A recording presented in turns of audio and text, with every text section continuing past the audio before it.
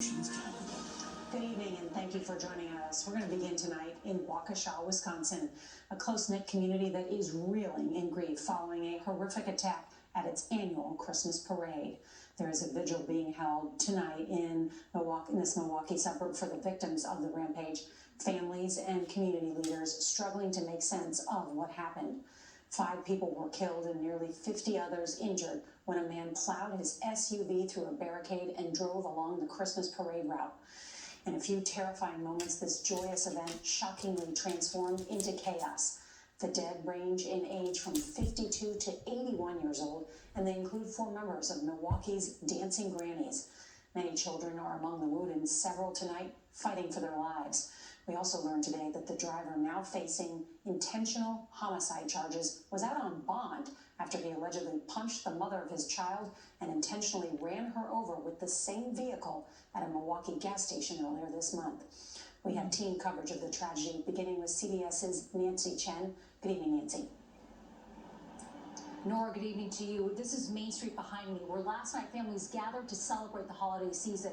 Now, as we learn more about this tragedy, we're learning that this close-knit city is coming together to remember the lives lost. Joy quickly turned into chaos. Tonight, officers say the suspect was fleeing a domestic disturbance when he plowed through police barricades. This was the moment the SUV narrowly misses a little girl in pink, then striking dozens of people as it tore through the parade route, leaving a scene of carnage. We might lose 10 to 15 people down in the street. We also got multiple critical fractures. Good Samaritans rushed to help those injured. At a press conference today, Waukesha Police Chief Dan Thompson became emotional as he read the names of those killed. And I see this with great sorrow. Virginia Sorensen, 79-year-old female. Leanna Owens, 71-year-old female. The incident left 5 dead, ranging in ages between 52 and 81, and at least 48 injured, nearly half of them children as young as 3 years old. Families celebrating the holidays watched in horror. I looked over and I saw one person on the ground. I saw their feet, and they were surrounded by a bunch of people. Matt Moore was at the parade with his 2 young children.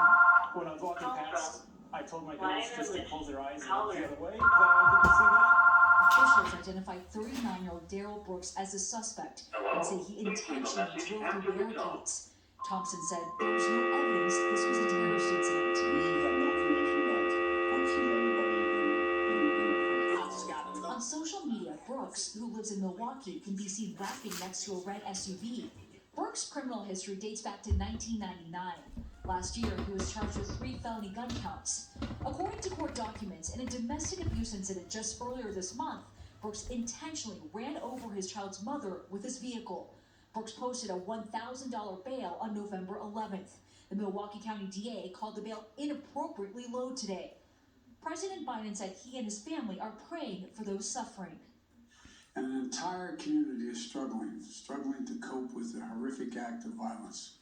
Now the community is trying to heal after horror came to this year's holiday parade. Its theme, comfort and joy.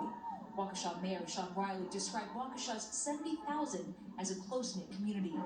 Waukesha has held what could be described as a Norman Rockwell type of Christmas parade for almost 6 decades.